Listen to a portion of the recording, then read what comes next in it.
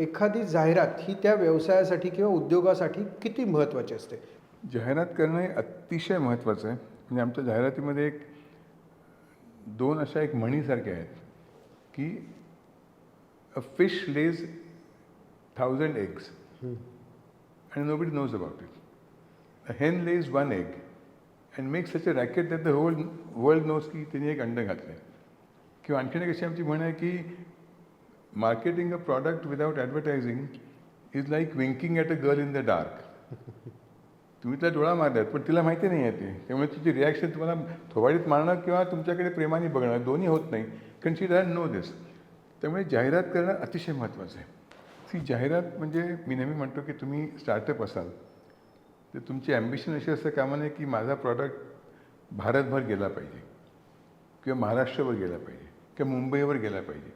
Select and area की मला फक्त ठाण्यात आणखीन मुलुंडमध्ये मला प्रॉडक्ट लॉन्च करायचं आहे. माझ्याकडे तेवढे पैसे आहेत. आय एम नॉट ॲम्बिशियस की मला काय IPLमध्ये करायचं नाही आहे, कारण तेवढे माझ्याकडे पैसेही नाही आहेत.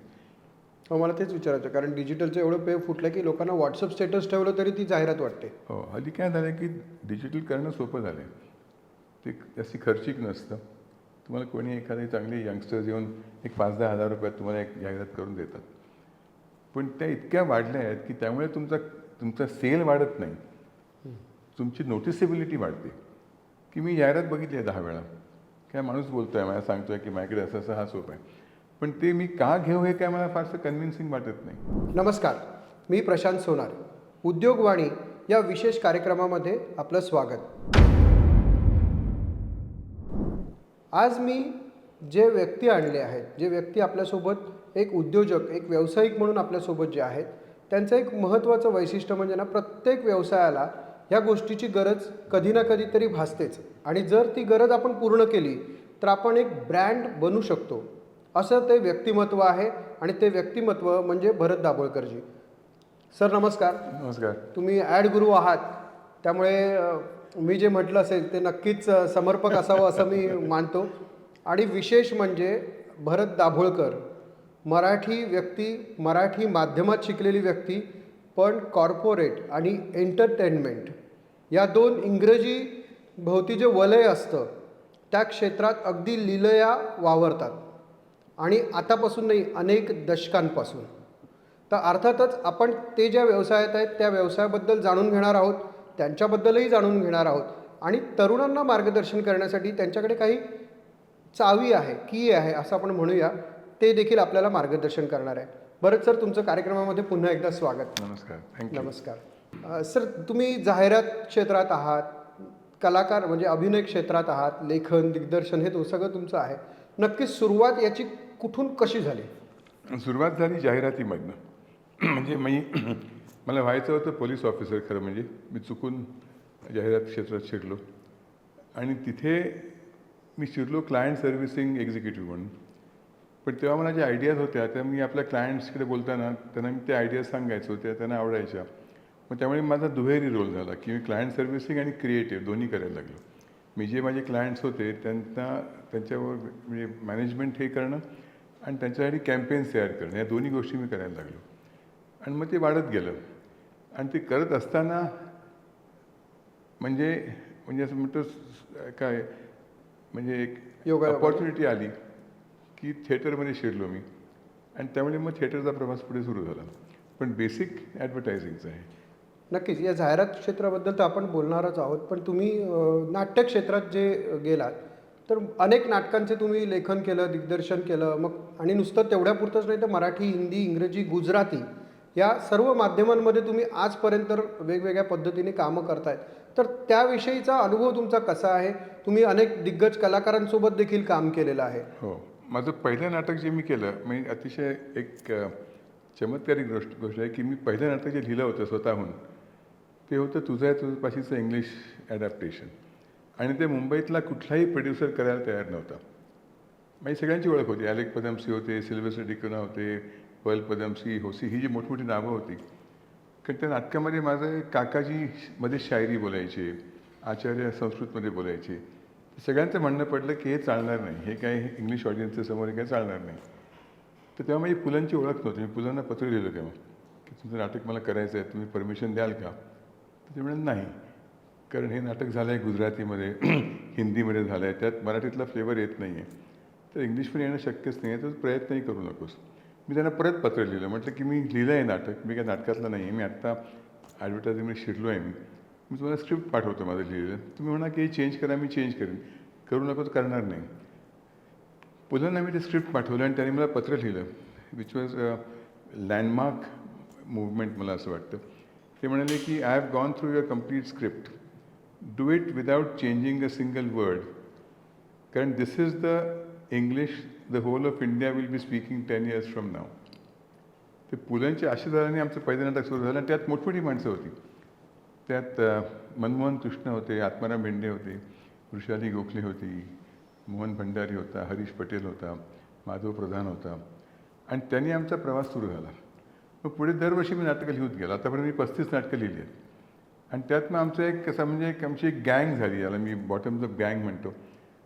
त्यात 90% मराठी माणसं होती इंग्लिश नाटकामध्ये आणि ते स्टार्स झाले इंग्लिश थिएटरचे.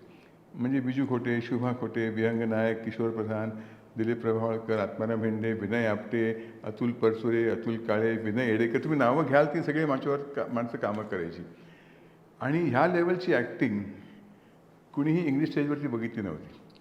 त्यात फक्त तुमचं नाटक तुम्ही किती सुंदर काम करता ह्यापेक्षा तुमचं ॲक्सेंट कसं आहे ह्याला महत्त्व असायचं. त्यामुळे ही जी माणसं होती त्यांनी प्रचंड रंगभूमी गाजवली. मग त्यामुळे मग लिहित गेलो. आमचा ग्रुप झाला तो की नाटक संपत आलं, आपण दुसरं काहीतरी करूया. म्हणजे सटारिकल नाटकं चालू होती. मग मध्ये मी पुरुष इंग्लिशमध्ये केलं, 2दा केलं मी ते, विनय आपटेला वगैरे घेऊन, तन्वी आझमी, शिल्पा तुळसकर वगैरे अशा लोकांना घेऊन. मग मी प्रेमाचा रंग कसा इंग्लिशमध्ये केलं, त्याचे 100 शोज फक्त इंग्लंडमध्ये झाले त्या नाटकाचे. तर हे चालत गेलं. मग आता मी सध्या 3 वर्षापूर्वी नथुराम गोडसे इंग्लिश, हिंदी आणि गुजरातीमध्ये करतो आहे आणि तेही तुफान चाललं आहे. तर हे मग वाढत गेलं, चालत गेलं. लहान मुलांची नाटकं केली मी रामदास पाध्यांबरोबर. तर ते आपलं एक मजेशीर आपला एक साईडचा प्रवास चालू राहिला जाहिरातीबरोबर.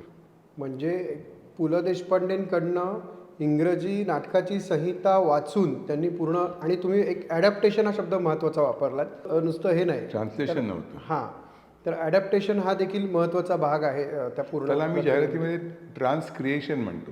ट्रान्सक्रिएशन, की तुम्ही नुसतं शब्द घेऊन ट्रान्सलेट नाही करायचं, तुम्ही भावार्थ घेऊन. भावांत. मी I give you an example. आपण आता मी जम्पिंग द गन, मी बँक ऑफ इंडियाची जाहिरात करायचो आणि आमचा एक मध्य प्रदेशमध्ये एका ब्रांचमध्ये एक सुधारलेला डाकू आमचा क्लायंट होता, म्हणजे बँक ऑफ इंडियाचा, त्याचं खातं होतं तिकडे. ओके. तर मी एक जाहिरात केली होती, तर तसा एक असा उग्र असा तो डाकू आहे, हातात बंदूक वगैरे त्याच्या, आणि लाईन होती, one of our clients is a dacoit. Okay. तर म्हटलं ह्याच्या 15 भाषात करायचं आहे. सोपं होतं लोकांना करायला, की आमचा एक क्लायंट डाकू होता, हमारा एक क्लायंट डाकू था, हमारा एक क्लायंट डाकू होतो. हे म्हटलं हे नाही, काहीतरी वेगळं करा. तर म्हटलं मी लिहितो. तर माझी लाईन अशी होती, त्याला हेडलाईन माझी अशी होती, काय भुलला अशी वरलिया रंगा. ओके. की हा दिसतोय डाकू पण तो सुधारला आहे. तर म्हटलं तुमच्या भाषेमध्ये असं काहीतरी वाक्प्रचार असतील असे काहीतरी. हमारा क्लायंट डाकू होता हे म्हणाल, तुम्हाला काही क्रिएटिव्हिटी लागत नाही. तर हे करणं मला वाटतं महत्त्वाचं असतं जाहिरातीमध्ये. नक्कीच. पण तुम्ही ही इंग्रजी नाटकं प्रेझेंट केलीत ती विशेषतः परदेशात जाऊन केलीत की भारतामधली केलीत? भारतामध्ये आम्ही गेली 25 वर्ष करतो आहोत. म्हणजे माझं बॉटम्स अप नाटक जे आहे ते भारतात इंग्लिश रंगभूमीवरचं longest running play in the history of English theatre आहे. त्यात सगळी मराठी माणसं आहेत, काही अगदी मोजकी. त्याचे ऑडियन्स कोण असतं? त्याचा ऑडियन्स नॉर्मल इंग्लिश नाट्य बघणारा ऑडियन्स असतो. ओके. आणि आम्ही त्याचे भारतात सगळ्या ठिकाणी प्रयोग केलेत. आम्ही त्याचे प्रयोग साऊथ आफ्रिकेमध्ये केले आहेत, दुबई, अबुधाबी, हाँगकाँग, सिंगापूर, इंडोनेशिया असे आम्ही प्रयोग केले. अमेरिकेत केले आहेत प्रयोग त्याचे, आणि नॉन महाराष्ट्रीयन ऑडियन्सेसच्या समोर. मला काही इंटरेस्ट नव्हता चित्रपटात जायचं वगैरे, कारण मला चालू होतं ॲडव्हर्टायझिंग, नाटक चालू होतं. मला एकदा शाहरुख खानचा फोन आला की तो नाटक बघितलं मी एक सिनेमा करतो आहे. शाहरुख खानने तुमचं नाटक बघितलं? हो, तो नाटकातला आहे, त्याने दिल्लीमध्ये नाटक करायचा होतो. हां, बरोबर. तो म्हणाला की मी ते नाटक बघितलं, मी एक सिनेमा करतो आहे 1, 2 का 4 म्हणून. जे मित्र आहेत त्या जॅकी श्रॉफ, जुई चावला वगैरे, तर तू काम करशील का? म्हटलं मला जमणार नाही, माझी एजन्सी वगैरे चालू आहे. म्हटलं मुंबईतच शूटिंग आहे, आपण करूया ना, मजा येईल. ती माझी पहिली फिल्म होती. मग ते वाढत गेलं. मग रामगोपाल वर्मांचा मला फोन आला की मी एक कंपनी म्हणून एक सिनेमा करतो आहे, त्यात अजय देवगण वगैरे आहे, त्यात तू काम करशील का? मग त्याचं मी शूटिंग केलं स्वित्झर्लंडला जाऊन. मग फोन आला तामिळनाडूवरनं की रजनीकांत एक सिनेमा करतो आहे आणि त्यात ही wants you to play chief minister of Tamil Nadu, तर ते करशील का? मग मी 17 दिवस रजनीकांतवर शूटिंग केलं. त्यामुळे मग वाढत गेलं, मग 8-8 10 दिवस. म्हणजे माझं ॲक्टिंग अतिशय लोअर स्टँडर्डचं आहे, पण ते वाढत गेलं की मी काही मेन रोल करत नाही कुठे. म्हणजे माझ्यामुळे कुठलाही सिनेमा चालत नाही किंवा माझ्यामुळे कुठलाही सिनेमा पडत नाही, त्यामुळे आय मीन सेफ ग्राउंड असं. मराठी मी महेश बरोबर शिवाजीराजे भोसले बोलतोय केलं, मातुल काळेबरोबर मी अशी ती केलं, नंतर भारती आचरेकरचं सरीवर सरी केलं. अशी मराठी सिनेमा केलं 3-4. हे चालत गेलं ते पुढे वेळ काढून मध्ये. थोडंसं आता तुम्ही म्हणजे खूप अभिनय क्षेत्रामध्ये एवढे वर्षापासून किंवा चित्रपट निर्मिती आणि लेखन, या निर्मिती नाही, लेखन आणि दिग्दर्शनामध्ये तुम्ही आहात. आताचा काळ तुम्ही तेवढं म्हणजे आताही ॲक्टिव्ह आहात, पण तुम्ही कसा बघताय तो आता? थोडंसं AI जनरेटेड काही गोष्टी आल्या. सगळ्यात मी या तिन्ही फील्ड्समध्ये आहे, सिनेमा, नाटक आणि ॲडव्हर्टायझिंग. सगळ्यात जास्ती कठीण ॲडव्हर्टायझिंग आहे, कारण तुम्हाला नाटकात तुम्हाला तुमचा ऑडियन्स माहिती असतो की या माणसाला आपल्याकडे ही अपेक्षा आहे किंवा त्यांना नाही आवडलं, आपण पुढच्या प्रयोगाला आपण चेंज करूया. प्रत्येक नटाकडनं किंवा लेखकाकडनं त्यांचा एक त्यांची अपेक्षा असते की आणि आम्हाला ही कॉमेडी आहे. आता प्रशांत दामले करतो आहे, त्याने आपलं एक सुख म्हणजे नक्की काय असतं गाणं म्हणून दाखवावं कुठेतरी, मग लोकांना फार आवडतं ते. तर नाटक is easy, cinema is easy, कारण तुम्हाला माहिती असतं की आपला हा ऑडियन्स आहे. सलमान खानला माहिती आहे, सलमान खानला माहिती आहे का आपला ऑडियन्स आहे, त्यात आपला एखाद्या सीनमध्ये आपण एक शर्ट काढलं त्यांना आवडतं. ॲडव्हर्टायझिंग असा एक प्रोफेशन आहे असा की त्यात तुमचा ऑडियन्स कोण आहे तुम्हाला माहिती नसतं. हां, मला तोच म्हणजे विचारायचं की कन्झ्युमर म्हणजे नक्की काय मुळात? काय ना की ॲडव्हर्टायझिंगमधला सगळ्यात महत्त्वाचा घटक म्हणजे कन्झ्युमर. क्रिएटिव्हिटी वगैरे सगळं नंतर येतं. तुम्हाला तुमचा कन्झ्युमर कोण आहे ते कळलं पाहिजे, आणि ते कळणं सगळ्यात कठीण आहे. एकदा लॉकडाऊनमध्ये माझा एक झूमवर इंटरव्ह्यू होता की how will the consumer behave after lockdown is over. तर म्हटलं आपण करूया. तर मी त्यांना म्हटलं की how will the batsman behave after the matches start. ते म्हटलं बॅट्समन म्हणजे कोण, म्हणजे सचिन तेंडुलकर, विराट कोहली का कोण? तर म्हटलं ते तुम्हाला कळत नाही ना. That is the only thing that you have to worry about when you talk of a consumer. म्हटलं कन्झ्युमर म्हणजे कोण? भारतातला म्हणतो ना आपण, महाराष्ट्रातला, बिहारमधला, UPमधला, केरळामधला, तामिळनाडूमधला, राजस्थान, कुठला कन्झ्युमर? मग ते म्हणाले आपण महाराष्ट्रातला कन्झ्युमर धरू. म्हटलं मुंबईतला, सोलापूरचा की नाशिकचा, पुण्याचा, कुठला कन्झ्युमर? वेगवेगळे असतील कन्झ्युमर. नाही मग आपण मुंबईतला धरू. म्हटलं 18 ते 30, 31 ते 50 की 51 ते 60? ते म्हणाले 18 ते 35. म्हटलं मुलगा का मुलगी? मग ते म्हणाले बरं पुरुष. तर म्हटलं आणखीन काहीतरी सांगा. ते म्हणाले पुरुष अर्निंग 50,000 रुपीज अ मंथ. तर म्हटलं आत्ताच IIMमधनं पास झालेला मुलगा, त्याला पहिलाच जॉब मिळतो आहे, त्याला 50,000 रुपयाचा पगार आहे, किंवा एका माणसाने 30 वर्ष एका फॅक्टरीमध्ये काम केलं तर रिटायर होईल पुढच्या वर्षी, त्याचाही पगार 50 वर्ष आहे, 50,000 आहे. तर म्हटलं इतकं कठीण आहे तुम्हाला समजणं, आणि हे समजल्याशिवाय तुम्ही कधीही चांगले ॲडव्हर्टायझिंग करू शकत नाही. कारण you can say the most brilliant thing to a wrong audience, आणि ते चालत नाही. मग तुम्ही काय म्हणता याला महत्त्व नाही आहे, तुम्ही कुणासमोर ते म्हणतात, त्याच्याकडे तुमची काय अपेक्षा आहे, त्यांनी काय करावं, आणि ती अपेक्षा तुम्ही पुरी करता आहात का? आणि प्रत्येक भागामध्ये अपेक्षा वेगळ्या असतील त्यांच्या, आणि ती एकच कॅम्पेन त्यांना कशी तुम्हाला सगळ्यांना सूट होऊ शकते हे समजणं फार महत्त्वाचं आहे. आणि त्यात मग खूप चुका होतात. आपण वेगवेगळ्या भाषांचा उल्लेख केला, पण जाहिरात क्षेत्रामध्ये पण तुम्ही आणि नाट्य क्षेत्रात पण इंग्लिश ही एक नवीन संकल्पना म्हणजे आताच्या भाषेत ट्रेंड आणलेला आहे. तो कसा काय म्हणजे, आणि कितपत चालला हे माहिती आहे आम्हाला, पण तो त्याचं आव्हानं किती होती? त्याची मी आपली नेहमी गोष्ट सांगतो, खूपदा सांगून झाली आहे की माझं अख्खं शिक्षण झालं मराठी मीडियममध्ये, आर्यन हायस्कूल गिरगावातल्या. आमचे सगळे विषय मराठी होते, फक्त आम्हाला 10वीमध्ये लोअर इंग्लिश हा विषय होता. आणि मी जॉईन केलं Elphinstone college, first year arts, आणि माझ्या वर्गात 145 मुली होत्या, आणि 5 मुलं होती फक्त आम्ही. आणि मुंबईतल्या सगळ्यात सुंदर मुली आमच्या वर्गामध्ये होत्या आणि त्या सगळ्या इंग्लिश बोलायच्या. तर मला कुणाकडे बोलताना मला आपल्याला काय होतं, मराठी शिकलो आपण की आपल्याला इंग्लिश माहिती असतं. हां. आपल्याला स्पोकन इंग्लिशचा प्रॉब्लेम असतो की आपण बोलताना आपला एक शब्द चपकल बसेल का, बरोबर. आपलं काही चुकतंय का, आपला ॲक्सेंट चुकतोय का, आपल्याला जरा आधी problem विचार असतो. येतो आणि मग त्यामुळे आपलं फ्लुएन्सी राहत नाही. तर मी असा विचार केला की आपल्याला यांच्याकडे बोलायचं असेल तर आपल्याला मराठी येतं, हिंदी येतं. माझं अख्खं बालपण गुजराती लोकांबरोबर मलबारीला झालं. मला गुजराती बोलता येतं, मी गुजराती वाचतो, लिहितो, बोलतो. तर म्हटलं समजा आपल्याला एखादा शब्द नाही आठवला इंग्लिश, तर आपण गुजरातीमध्ये बोलू, गुजराती शब्द वापरू किंवा मराठी वापरू. तर ते मी कॉलेजमध्ये चालू केलं होतं आणि त्याचा मला उपयोग झाला पुढे ॲडव्हर्टायझिंगमध्ये. कारण मला असं जाणवलं की कॉलेजमध्ये झाला का? कॉलेजमध्ये खूप झाला. कारण मला व्हायचं काय की एखादी मुलगी यायची म्हणायची की Bharat, do you want to bunk the next lecture and go for a movie. तर मी तिला उत्तर मराठीमध्ये मनातल्या मनात द्यायचो. मी आईला घरी जेवायला येतो म्हणून सांगितलं, मी काय येऊ शकत नाही. मग 2-3दा म्हणून बघायचो मी की I have told my mother I will be coming home for lunch, तर I will not be able to come. ते उत्तर देईपर्यंत ती मुलगी सिनेमाला जाऊन यायची. तो मला उत्तर देईपर्यंत. पण मला असं जाणवलं की भारतामध्ये किंवा कुठेही जगामध्ये there is nothing like perfect English. आपण भारतामध्ये मराठी माणूस बोलताना मराठी आपला हेल मराठी असतो. आपले खूपसे शब्द मराठी असतात. तामिळ माणूस बोलताना तामिळ शब्द असतात. UPमध्ये बोलताना हिंदी शब्द असतात. बरोबर. इंग्लंडमध्ये पण there is nothing like perfect English. तिकडे इंग्लिश आहे, Cockney English, Irish English, Scottish English.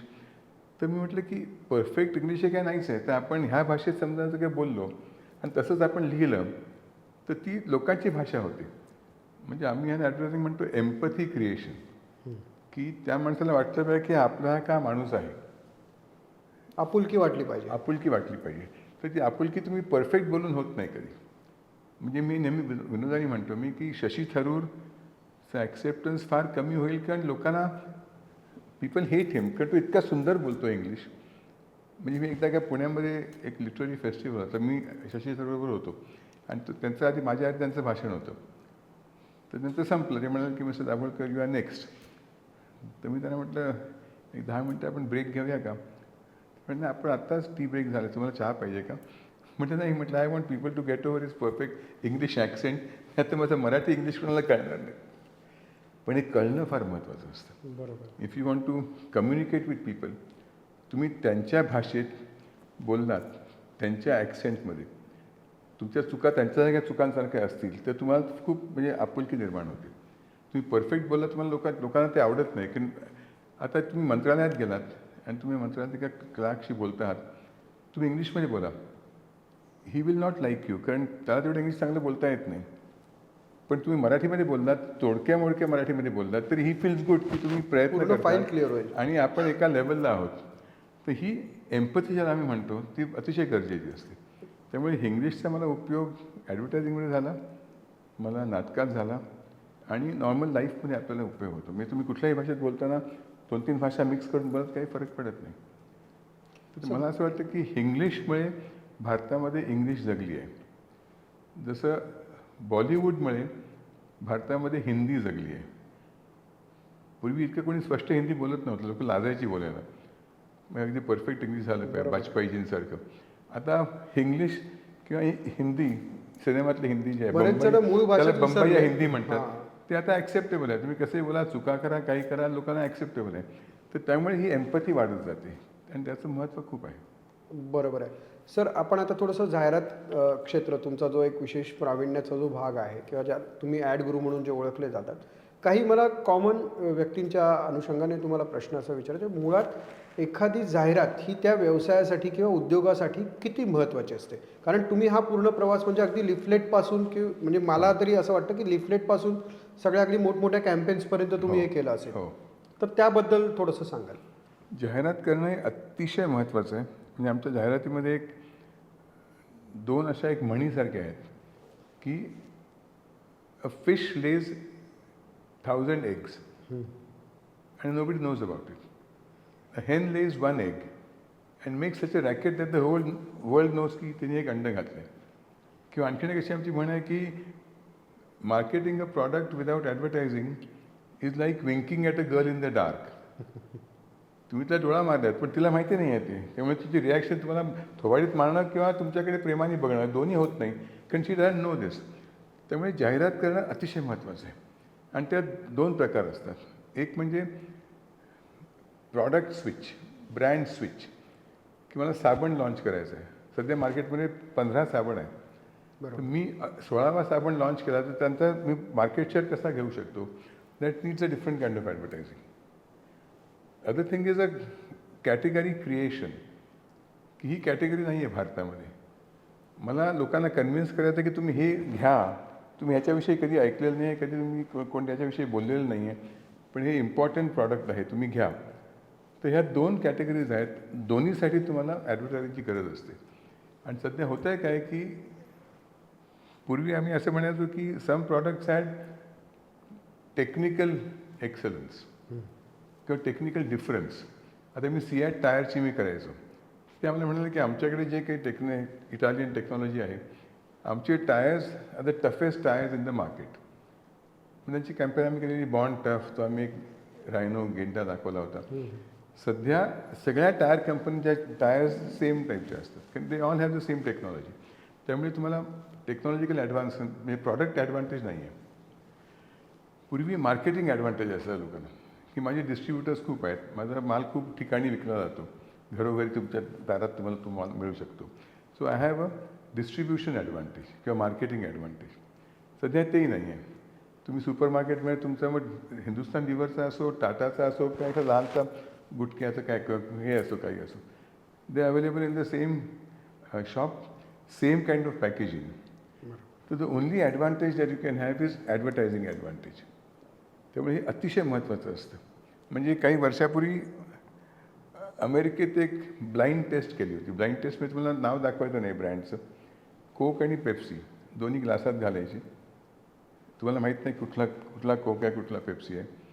आणि अमेरिकेमध्ये 63% मला वाटतं लोक could not tell the difference between Coke आणि पेप्सी. आणि तरी ते लोक मिलियन्स ऑफ डॉलर्स दरवर्षी घालतात, कारण they are not selling the product, they are selling a perception of the product. बरोबर आहे. की पेप्सी हे यंगस्टर्ससाठी आहे, यंग जनरेशन.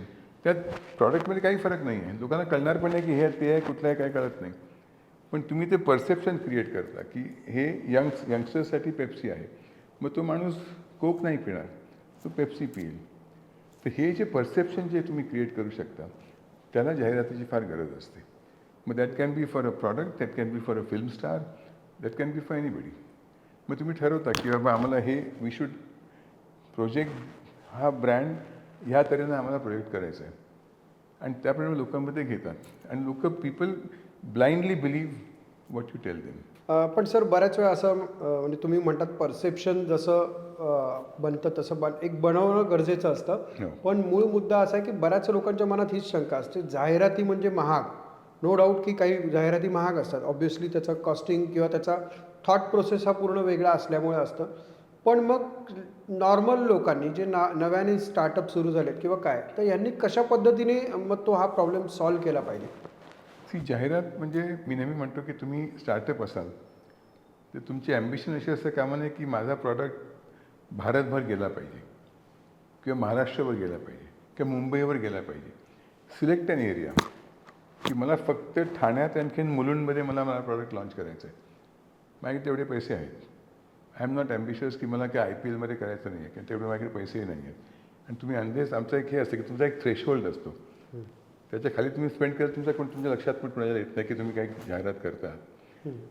तर टू मेंटेन दॅट थ्रेशहोल्ड तुम्ही तुमचं मार्केटिंग क्षेत्र कमी करा. तुमचं ॲम्बिशन असेल की मला भारतभर जायचं आहे, पण जाऊ नका, तुमच्याकडे पैसे नाही आहेत तुमच्याकडे तेवढे. तुम्ही फक्त एखाद्या एरियात तुम्ही आधी घ्या, तिकडे तुम्ही सक्सेसफुल व्हा, मग तुम्ही ते आणखीन वाढवत जा, मग ती तुमची सक्सेस तुमचा जो आहे तो रेप्लिकेट करत जा तुम्ही. हे करणं फार महत्त्वाचं फॉर एव्हरी स्टार्टअप. लोकांना वाटतं की हल्ली डिजिटल केलं म्हणजे आपलं होतं, असं काही होत नाही. मला तेच विचारायचं, कारण डिजिटलचं एवढं पे फुटलं की लोकांना व्हॉट्सअप स्टेटस ठेवलं तरी ती जाहिरात वाटते. हो, हल्ली काय झालं की डिजिटल करणं सोपं झालं आहे, ते जास्ती खर्चिक नसतं. तुम्हाला कोणी एखादे चांगले यंगस्टर्स येऊन एक 5-10 हजार रुपयात तुम्हाला एक जाहिरात करून देतात. पण त्या इतक्या वाढल्या आहेत की त्यामुळे तुमचा सेल वाढत नाही, तुमची नोटिसेबिलिटी वाढते. की मी जाहिरात बघितली आहे 10 वेळा. काय माणूस बोलतो आहे, मला सांगतो आहे की माझ्याकडे असं असं हा सोप आहे. पण ते मी का घेऊ हे काय मला फारसं कन्व्हिन्सिंग वाटत नाही. मी जेव्हा मोठमोठ्या कंपन्या आम्ही जेव्हा कॉन्सेप्ट तयार करतो, आता फेविक्विक म्हणजे माझी कॅम्पेन नाही आहे, पण एक चांगली कॅम्पेन भारतामधली. फेविकॉल हे फक्त कार्पेंटरसाठी होतं, फर्निचर करणारे. त्यांनी जो कॉन्सेप्ट निर्माण केला की अतूट जोड, मग त्यांनी तो निरनिळ्या ठिकाणी त्यांनी तो कॉन्सेप्ट नेला. किंवा फेविक्विक, तो एक आपला एक म्हातारा माणूस तो एक मासे पकडायला बसला आहे आणि तो 4-5 थेंब टाकतो त्याची भाषाही कळत नाही, आणि पण त्याची तो काय भाषाही करतो? कळत नाही आणि तो त्याच्या बाजूला बसला तो अगदी सोफिस्टिकेटेड माणूस आहे आणि त्याच्याकडे खूप गेअर वगैरे आहे, पण हा आपले 5 थेंब लावतो आणि त्याला 5 मासे मिळतात. हा कॉन्सेप्ट होता. तर concept in advertising is very important. तुम्ही नुसतं रील करणं की एक माणूस बोलतो आहे हा माझा प्रॉडक्ट आहे, चांगला आहे, हा सोप आहे, प्रोटीन शेक आहे, तुम्ही घ्या, ह्याला अर्थ नाही. कारण तुमचे तसेच आणखीन 100 लोक तुमच्या जागी बोलत आहेत तिकडे. मी माझा एक मित्र आहे, तो प्रोटीन शेक्स करतो, तो मॅन्युफॅक्चरर आहे. तो म्हणाला भारतामध्ये सध्या 135 प्रोटीन शेक्स आहेत आणि प्लांट प्रोटीन 36 आहेत आणि ते सगळे एकासारखी जाहिरात करतात. मग त्याला आम्ही मी टू म्हणतो की हा सोप असा आहे, मी पण असाच आहे. मग तुम्हाला का घेईल तो आहे ना माझ्या ओळखीचा, मी तर त्याचं इतके वर्ष तो वापरतो आहे सोप. तर तुम्ही मला काहीतरी वेगळं सांगा की तुमचा सोप घेऊन मला काय फरक पडेल, किंवा तो चीपर आहे, त्याला जास्ती सुगंध आहे, त्याला जास्ती फेस येतो, काही तुम्ही सांगा. मोठी कंपनी आहे की आमची टाटा कंपनी आहे किंवा आमची मोठी लिव्हर कंपनी आहे ज्याचं रेप्युटेशन चांगलं आहे, तुम्ही काहीतरी डिफरंट सांगा ना आम्हाला. तर ते ह्या रील्समध्ये करत नाहीत लोक. बरोबर. They do the same thing for every brand in that category. तर ते चुकीचं आहे. नक्कीच. खरं तर तुम्ही हा एक महत्त्वाचा मुद्दा सांगितला जो प्रत्येक व्यावसायिक आणि उद्योजकांना उपयोगात येईल आणि ते काही जर चुकी करत असतील तर कदाचित या इंटरव्ह्यूच्या माध्यमातून त्यांना तो एक समजेल आणि ते त्या टाळतील. तर सर मला दुसरा एक असा प्रश्न मिळाला, चुकांचा विषय निघाला तर तुमची बरेचशी ॲडव्हर्टायझिंग कॅम्पेन्स ही खूप प्रसिद्ध आहेत, बऱ्याच जणांना बऱ्याच स्टोरीज त्याच्या माहिती आहेत. पण मला असं थोडंसं धाडसाने तुम्हाला प्रश्न विचारायचा आहे की तुमची कॅम्पेन कधी फसलेली आहेत का आणि कोणती? आमच्या जास्ती कॅम्पेन फसल्या आहेत आणि कमी सक्सेसफुल झाल्यात. त्याविषयी आम्ही बोलत नाही कधी, पण मी बोलतो. मी तुम्हाला 2 उदाहरणं देतो म्हणजे आमच्या चुका कशामुळे झाल्या ह्या. टाटा टीचे मग एक प्रॉडक्ट, त्यांचे खूप प्रॉडक्ट्स सगळे त्यांचे लॉन्च केले प्रॉडक्ट्स, सगळ्या चहात आहेत. एक आम्ही मला वाटतं 95-96 साली असेल काहीतरी, एक अग्नी चाय म्हणून लॉन्च केला होता. हां. आणि त्याला मी जिंगल लिहिली होती की it was my tribute to Indian women who are empowered. तेव्हा एम्पावर्ड शब्द काही फेमस झाला नव्हता. त्या जिंगलच्या शेवटी लाईन अशा होत्या की अग्नि का है रूप यही, शक्ति का है रूप यही, अग्नि है यही, नए समाज की उम्मीदों का प्रतीक है यही, अग्नि चाय. आणि त्याला आम्ही टेस्टिंग करतो, रिसर्च करतो आम्ही कुठली मोठी कॅम्पेन करायच्या आधी. तर आम्ही ती एक रफ जिंगल तयार केली आणि आम्ही सिनेमातल्या खूप क्लिपिंग्स घेतल्या की एक ही बाई श्रीदेवी वगैरे, आम्ही एक पायलट आहे, एक पोलीस कमिशनर आहे, एक जज आहे, एक मोठी लॉयर आहे, म्हणजे अशा एम्पावर्ड विमेन सगळ्या, एक मिनिस्टर आहे. आणि ते आम्ही एक अशी रफ फिल्म केली आणि आम्ही रिसर्च चालू केला आणि लोकांना प्रचंड आवडलं. मुंबईत आवडलं बायकांना, पुण्यात आवडलं, दिल्लीमध्ये आवडलं. म्हणजे आम्हाला वाटलं की छान सगळ्यांना आवडते. मग मी ती जाहिरात रिसर्चसाठी लहान लहान गावात दाखवायला लागलो आणि एका रिसर्च टीमवर मी गेलो होतो. चंदौसी म्हणून गाव आहे UP आणि बिहारच्या बॉर्डरवरती कुठेतरी. ओके. तिकडे बायकांचा रिस्पॉन्स कंप्लीट वेगळा होता. त्यामुळे ये औरत क्या सिर्फ प्लेन उड़ाती है क्या, ये घर में बच्चों की पढ़ाई लेती नहीं है क्या, ये औरत सिर्फ क्या ये पुलिस कमिश्नर है क्या, वो अपने सास ससुर के साथ बैठ के चाय नहीं पीती क्या, ये अपने बच्चों की पढ़ाई लेती नहीं है क्या, करवा चौथ नहीं करती क्या. त्यांच्या मतं एम्पावर्ड बाई म्हणजे फक्त हे करणारी बाई नाही आहे, ती चांगली गृहिणी असायला पाहिजे, चांगली आई असायला पाहिजे. हे आम्हाला मुंबई पुण्यात कळलं नव्हतं. मग ती आम्हाला चेंज करायला लागली. ती अख्खी चुकीची जाहिरात आमची झाली होती की आम्ही फक्त एम्पावर्ड, सिटी सेंट्रिक झाली होती in short. It was urban centric to another level. Yes. आणि तेव्हा मला कळलं की भारतामध्ये बाकीच्या ठिकाणी बायकांना आपण चांगली गृहिणी असावं, आपण चांगली आई असावं, हेही तेवढंच महत्त्वाचं आहे. That is also empowerment. मग आम्ही ती अख्खी जाहिरात चेंज केली आणि मग आम्ही त्यात ती एक आई घातली, अभ्यास घेणारी, नवऱ्याप्रमाणे सासू सासऱ्यांबरोबर चहा पिणारी आहे किंवा करवा चौथ करणारी. आम्ही पोलीस कमिशनरी ठेवली आम्ही जजही ठेवली, पण हे पण आम्ही ॲड मिक्स केलं. ह्या चुका होतात तुमच्या, कारण तुम्हाला कळत नाही की तुमचा कन्झ्युमर कोण आहे. कारण आम्हाला सगळ्यांना विकायचं असतं, आम्हाला फक्त मुंबई पुण्यात विकायचं असतं, आम्हाला त्या चंदोसीमध्येही बायकांना विकायचा चहा असतो तो. नंतर एकदा मी आणखीन एक अगेन टाटा टीची जाहिरात होती, तेव्हा तो मोस्ट एक्सपेन्सिव्ह चहा होता भारतामधला, प्रेस्टीज म्हणून. तो एका टिन डब्यात यायचा तो. आणि मी विचार केला की आपण काय होतं ना, की माझ्या मते मुंबईत जे बघतो मी, की अतिशय गरीब आणि अतिशय श्रीमंत माणसं एकसारखे कपडे घालतात. तोही फाटलेली जीन्स घालतो कारण त्याला परवडत नाही, हाही फाटलेली जीन्स घालतो कारण ती डिझायनर जीन्स असते. तोही साधे कपडे घालतो. सलमान खानवर आम्ही जायचो शूटिंगला, तो एअरपोर्टवर असे फेडेड शॉर्ट्स, असं एक जुनं काहीतरी आणि जे रबर चपला, हवाई चपला घालून तो येतो. तर माझ्या मते रिच माणसं अशी कपडे घालतात. तर मी फिल्म अशी केली होती, फक्त that product was to be sold only in Delhi, कारण लिमिटेड स्टॉक होता. तर मी शेखर कपूर माझा मित्र होता, त्याला म्हटलं आपण एक ॲड करूया, त्यात तू काम कर, तू डिरेक्ट पण तूच कर. तर तो असा बसला आपला का, आणि हातात एक चहाचा कप आहे त्याचा, आणि तो म्हणतो की जिंदगी में नौकर चाकर शान शोहरत हो तो बहुत अच्छा होता है, लेकिन प्रेस्टीज का होना भी बहुत ज़रूरी है. आणि तो बोलतोय, आणि त्याचं अशी त्याची फाटके कपडे आहेत, त्या बुटाला खालती कसं भोक आहे, असा तो बोलतोय. आणि कॅमेरा पुल्स आउट, आणखीन तो एका हेलिकॉप्टरमध्ये बसला. He is the owner of that helicopter. तो अशा कपड्यामध्ये आहे, पण तो इतका श्रीमंत आहे तो.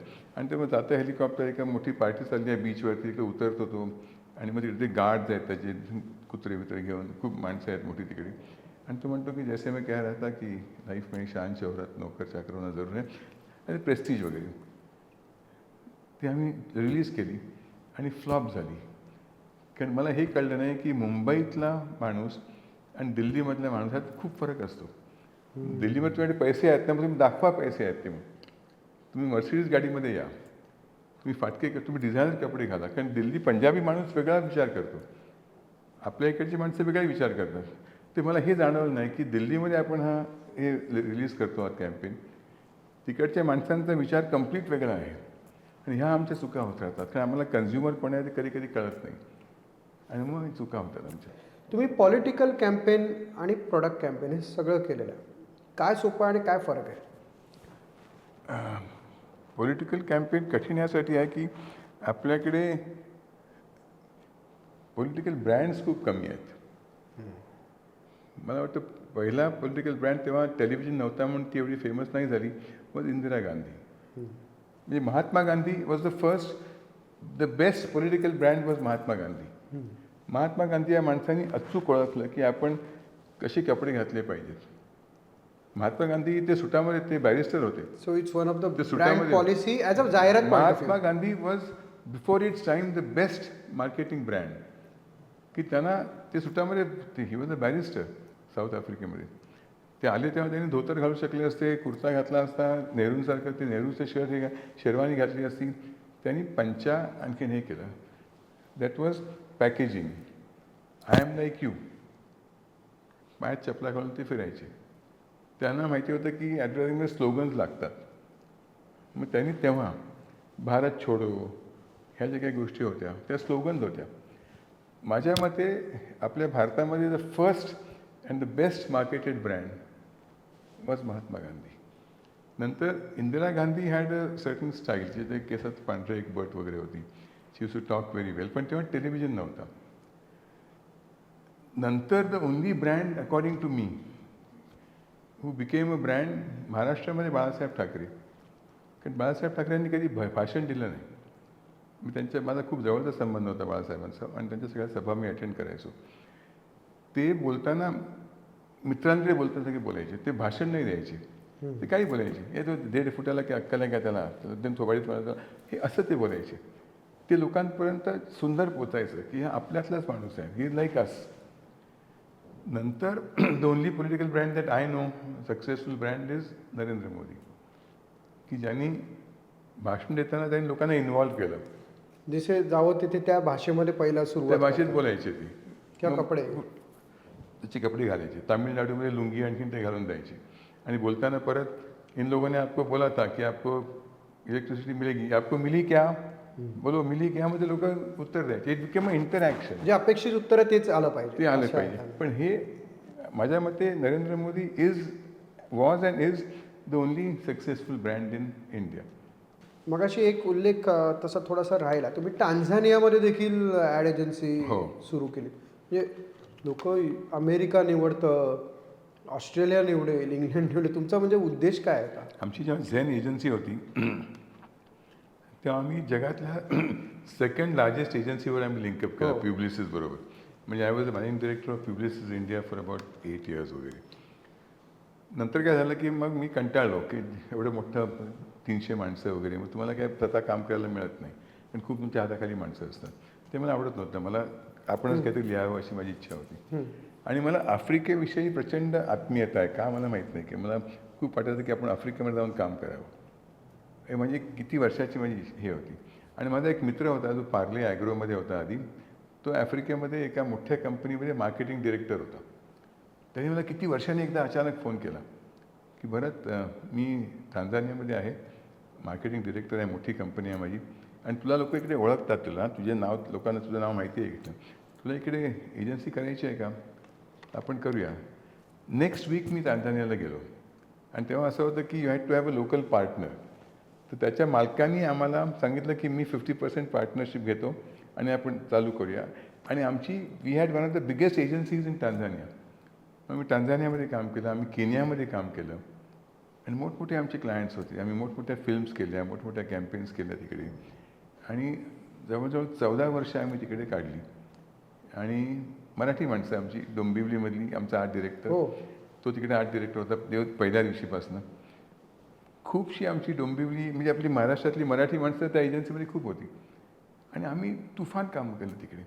केनियामध्ये पण केलं, टांझानियामध्ये पण केलं. सुरुवातीच्या काळामध्ये तुम्हाला बी ब्रीफ, बी मेमोरेबल असा सल्ला दिला होता.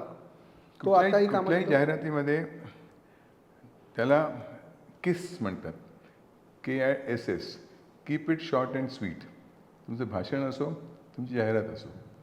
आता मी हल्ली बघतो प्रत्येक होर्डिंग जे बघतो रस्त्यात मी सगळी चुकीची असतात. कारण त्यांना कळत नाही की तुम्ही होर्डिंगवरती एक 5-6 शब्दांविषयी जास्त शब्द लिहू शकत नाही. तुमची गाडी जाते त्यांना वाचता येत नाही तेवढं. कारण हल्ली होर्डिंग ते डिजिटल होर्डिंग चेंज होतात 10-15 सेकंदांनी. बरोबर. तुम्हाला ते वाचेपर्यंत बदलतं ते होर्डिंग. तर हे कमीत कमी शब्दात सांगणं हे अतिशय महत्त्वाचं असतं. म्हणजे मी नेहमी एक उदाहरण देतो की मी हाँगकाँगमध्ये एक बोर्ड बघितला होता. Seedless grapes very sweet sold here. माझ्या मते ती जगातली सगळ्यात सुंदर जाहिरात आहे. Seedless grapes very sweet sold here. आम्ही केली असते ना जाहिराती तर आम्ही म्हटलं असं की नेचर्स प्रेस्टीन ब्युटी नव brought you in its best form for your satisfaction. त्यांनी तुम्हाला काही कळत नाही. सीडलेस म्हणा ना सीडलेस म्हणा, स्वीट तर स्वीट म्हणा. तुम्हाला क्रिएटिव्ह होण्याची गरज नसते. सगळ्यात चुकतं Factual होण्याची गरज आहे. लोकांची गरज चूक अशी होते की लोकांना वाटतं की आपण क्रिएटिव्ह आहोत म्हणजे आपण काहीतरी क्रिएटिव्ह केलं पाहिजे. सगळ्या गव्हर्नमेंटच्या जाहिराती ज्या आहेत बोर्ड रस्त्यावरती त्यांना वाटतं की आपण नेमक जुळवलं पाहिजे त्याशिवाय ती जाहिरात होऊ शकत नाही. हे चुकीचं आहे. It should be very simple. One liner. त्यामुळे कमीत कमी शब्द वापरणं आणि त्यात तुम्ही सिम्पल गोष्ट सांगणं हे फार महत्त्वाचं आहे. म्हणजे एका दृष्टिक्षेपात ती जाहिरात लक्षात राहिली मी पाहिजे. एक प्रॉडक्ट लॉन्च केला होता गुड नाईटच्या कंपनीसाठी, हिट कॉकरोच. हां. तेव्हा मोठी कंपनी होती बायर, त्यांनी बेगॉन स्प्रे लॉन्च केला होता. तर बायरनी जवळ 10 ॲड्स केल्या होत्या सुंदर मोठमोठ्या की कॉक्रोचेस कशी वाईट असतात, ते डिसीज स्प्रेडिंग असतं, तुम्ही हे करा, तुमची फॅमिलीला तुम्ही सेव्ह करा. मग ती एक बाई ते घेऊन स्प्रे करते, तिचा हात असा मोठा होतो वगैरे. आम्ही सिम्पल जाहिरात केली होती. 2 पानं टाइम्स ऑफ इंडिया, महाराष्ट्र टाइम्सची. डावीकडे नुसती झुरळं. आम्ही अक्षरशः झुरळं शूट केली होती. आणि मला अजूनही आठवतं मी त्यांना फोन केला क्लायंटला, म्हटलं झुरळं पाठवा. ते म्हणाले कुठली पाठवू? म्हटलं कुठली म्हणजे काय? ते म्हणले त्यात प्रकार असतात, जर्मन आहेत आणि काय आहेत, सगळी थोडी थोडी पाठवत. आम्ही ती एका पानावर फक्त झुरळं आणि वरती लाईन होती कॉक्रोच कॉक्रोच. उजवीकडे पांढरा शुभ्र पेपर, एक लाल रंगाचा आमचा हिटचा कॅन आणि लाईन होती हिट कॉक्रोच नो कॉक्रोच. आणि आमचा मार्केट शेअर 60%च्या पण जास्ती होता. हो. कारण वी वर सिम्पल. तुम्ही ते जुळणं वाईट आहेत, ती डिसीज स्प्रेड करतात सांगायची लोकांना माहिती आहे हे सगळं. तुम्ही फक्त सांगा की तुमच्या घरात चुरळं असतील आणि आता देशात, तर तुम्ही हिट वापरा आणि दे विल गेट ओव्हर. त्यामुळे ही सिम्प्लिसिटी जी आहे ना, दॅट इज व्हेरी इम्पॉर्टंट. तुम्ही उगीच कविता करून जाहिरात करणं ह्याला हे नाही. जाहिरात इज अ सेल्समन. तुमच्या घरी जेव्हा सेल्समन काही विकायला येतो तर तुम्हाला काही गाणी म्हणून दाखवत नाही तुम्हाला तो. तुम्हाला सांगतो की हा तुम्ही घ्या, चांगला आहे, तुम्ही गोरे व्हाल किंवा तुम्ही काय व्हाल, आणखी तुमचे कपडे पांढरे होतील. तो नॉर्मली बोलतो. जाहिरात पण नॉर्मली बोलली पाहिजे कस्टमरकडे. उगीच फ्लरिशिंग कविता वगैरे करण्यात काही अर्थ नसतो. नक्कीच. एक शेवटचा प्रश्न. खरं तर तुम्ही आतापर्यंत वेगवेगळ्या उत्तराच्या माध्यमातून मार्गदर्शन करत आहात, पण आताची तरुण पिढी जी आहे त्यांना सगळं फटाफट लागतं. म्हणजे कदाचित हा प्रत्येक जनरेशनचा भाग असेल, पण आता जे आपण जेनझीज म्हणतो. जेन झी हा रॉंग कॉन्सेप्ट आहे. दिस नथिंग लाईक जेन झी. ओके. हा एक अमेरिकननी, मी लोकांना विचारतो तुम्हाला जेनझीचा अर्थ कळतो का? जेनझीचा अर्थ काय आहे? झी म्हणजे काय? अमेरिकेमध्ये झेड नाही म्हणत, ABCD आहे, झी म्हणतात. त्यांनी आपला एक जेनझी शब्द काढला की जेनझी काहीतरी वेगळं प्रकरण आहे, हे चुकीची गोष्ट आहे. जेनझीज माइंडसेट इज द सेम. त्यांचे चॉईसेस जास्ती आहेत. माझ्या वेळेला आमच्या घरात एक TV होता. ते आम्ही सगळी अख्खी आई बाबा आम्ही सगळे एकत्र एकच TV, ते रजनी असेल किंवा काय असेल आम्ही बघायचो. VCR कधी आणून तो लावायचा. मग 2 TV झाले. मग मी आतमध्ये बसून झी बघीन, आई माझे वडील आणखीन ते बाहेर दूरदर्शन बघतील, हे झालं. मग 100 चॅनल झाली. आणि पूर्वी रिमोट कंट्रोल नव्हता. मग उठून जायचं आणि बदलायचं. ते किती वेळा तुम्ही कराल. मग रिमोट कंट्रोल आला. मग तुम्ही अरे हे नाही ते नको, हे सोनी बघूया, कलर बघूया, हे बघूया, असं करायला लागलं. आता फोन तुमच्या हातात आला. तुम्ही नुसतं असं फ्लिक करून, माणसं नाही बदलली, तुमचे चॉईसेस वाढले. येस. त्यामुळे यंगस्टर्सना 15 सेकंदावरती अटेन्शन स्पॅन नाही आहे, हे चुकीचं आहे. मग तुम्ही धुरंधर का बघता 4 तास जाऊन? मग तुम्ही बघू शकता तुम्हाला आवडतं तर काहीतरी. तुमचे चॉईसेस वाढले आहेत. त्यामुळे तुमचं माइंडसेट त्याप्रमाणे बदलत गेला, कारण तुम्हाला चॉईसेस आहेत. तुमच्या आता माझ्या हातात फोन आहे, मी आता काहीतरी बघतोय तेव्हा नाही रे बेकार आहे, IPL बघूया, IPLचा आता मध्ये टी ब्रेक आला आहे, ते करून आपण एक हे बघूया, एक काहीतरी हे बघ. ते चॉईसेस वाढले आहेत माणसांची. People are the same. Correct. जाहिरातीमध्ये अजून देखील तुम्ही, माझ्या आईला सुंदर दिसायचं होतं, माझ्या आजीला सुंदर दिसायचं होतं, माझ्या बायकोला सुंदर, माझ्या मुलीला सुंदर दिसायचं आहे. त्यांचे चॉईसेस वाढले आहेत. तेव्हा ती फक्त पावडर लावायची. बरोबर आहे. मग माझी आई लिपस्टिक लावत असेल, माझी बायको आणखीन काही क्रीम लावत असेल, माझी मुलगी लॉरियलचे आणखीन काय लावत असेल. त्यांचे चॉईसेस वाढले आहेत. मला सुंदर दिसायचा हा माइंडसेट नाही बदलला. बरोबर आहे. पूर्वी आम्हाला जीन्स घ्यायची असेल तर आम्हाला फक्त अमेरिकेतनं कोणी आला मित्र तर तो लिवाय वगैरे जीन्स घेऊन यायचा. आता तुम्हाला 50 ब्रँड्स आहेत, तुम्हाला नेटवरती 50. आता हे माझी जीन्स घेतो मी 100,000 रुपयात घेतो मी नेटवरनं. पूर्वी होत होतं. ह्याचा अर्थ मी नाही बदललो, माझे चॉईसेस वाढले आहेत. त्यामुळे Gen Z is the same with more choices. पण मग आता त्यांना ह्या उद्योगात यायचं असेल जाहिरातीच्या, एक पहिली गोष्ट म्हणजे फॉर्मल शिक्षण जे आहे ते योग्य आहे का, आणि ह्या क्षेत्रात कशा पद्धतीने काम केलं पाहिजे? शिक्षण tells you the science of advertising. की मीडिया म्हणजे काय, मीडिया बाईंग म्हणजे काय, मीडिया सेलिंग म्हणजे काय, ॲडव्हर्टायझिंग क्लायंट सर्व्हिसिंग म्हणजे काय, क्रिएटिव्ह म्हणजे काय, म्हणजे तुम्ही किती सेकंदात तुम्ही काय करावं लागतं, 30 सेकंदाची फिल्ममध्ये तुम्हाला किती शब्द बसवावे लागतात. That is the science of advertising. मला असं वाटतं की सध्या यंगस्टर्सचं जे आहे त्यांचं विश्व व्हॉट्सॲप फॉरवर्ड्स आणि इंस्टाग्राम फॉरवर्ड्सच्या पलीकडे जात नाही. वाचन कमी झालं लोकांचं. आणि अतिशय हल्ली सोपं आहे, ज्ञान मिळवणं फार सोपं आहे हल्ली. तुम्हाला टाईप पण करायला लागत नाही. मी फोनवरती ओके गुगल 165 सेंटीमीटर धावून ते मला एका सेकंदात सांगतं. मला गणिताची गरजच नाही आता. यंगस्टर्सना हे डोळे उघडे ठेवणं आणि प्रत्येक गोष्टीत इंटरेस्ट घेणं हे फार गरजेचं आहे, स्पेशली मराठी मुलांना आणि मुलींना. आपण जे पूर्वी म्हणतो खूप मंडूक वृत्ती आपण म्हणालो, ती आपण आधी काढली पाहिजे. की आमचं एवढंसं जग आहे, त्यात आम्ही खुश आहोत. खूप मोठं जग आहे बाहेर, मोठा समुद्र आहे बाहेर. तुम्ही बाहेर पडा डबक्यातनं, ते शिका तुम्ही. तुम्ही डोळे उघडे ठेवा, तुम्ही कान उघडे ठेवा, तुम्ही 10 लोकांशी बोला तुम्ही जाताना. तुम्ही ट्रेनमध्ये लोकांशी बोला, ते त्यांना काय आवडतं, काय बघतायत ते. तुम्ही फक्त आपल्या फोनवरती राहिलात ना, जे हल्ली प्रत्येक माणूस राहतो, की कोणी कोणाशी बोलत नाही. बरोबर. मी आपलं ट्रेनमध्ये आहे, पण मी ह्या माणसाशी बोलत नाही आहे. मी माझं हे बघतोय, मी व्हॉट्सॲपचे मेसेजेस पाठवतोय किंवा मी आणखीन इंस्टाग्रामवर काय, की मी कसं सुंदर दिसतोय आणि मी कुठे काय हे सांगायचं बघतोय. तुम्ही कोणाशी बोलत नाही, तुम्ही कोणाचं ऐकत नाही आहात. तुमचं ज्ञान फक्त या फोनपुरतं मर्यादित राहतं. मग तुम्ही never be a good advertising person. तुम्हाला माणूस कळणं गरजेचं आहे, not because only a consumer. माणूस कळणं तुम्हाला गरजेचं आहे. बरोबर. तुम्ही टॅक्सीवाल्याशी बोला, तुम्ही ड्रायव्हरशी बोला, नोकरांशी बोला, बाहेर तुमच्या ऑफिसमधल्या कलिगशी बोला. लोक हल्ली फॅमिलीमध्ये मी बघतो डिनरला आता कोणी एकमेकांशी बोलत नाही. लहान मुलं आपली ते आपले हे असतात, आयपॅड घेऊन असतात, बायको काहीतरी करत असते किंवा त्या खाण्याचे फोटो काढत असते, नवरा आपला फोन बघतो, कोणी बोलत नाही. फक्त ऑर्डर करताना बोलतं, काय पाहिजे तुला, परत राईस मागूया का, बरं मागव, परत आपले. If there is no communication, no create. how will you create good communication? First you must communicate so you can communicate. हे फार गरजेचं आहे हल्ली. नक्कीच. खरं तर खूप मोठं क्षेत्र आहे आणि तुम्ही एकेका विषयावरती अनेक तास बोलू शकतात. पण सध्या तरी उद्योगवाणीच्या माध्यमातून हा एक म्हटलं तर ॲडव्हर्टायझिंगचा डोस म्हणा किंवा एक सल्ला म्हणा तुम्ही दिलेला आहे. त्याबद्दल आपले आभार. Thank you so much. धन्यवाद.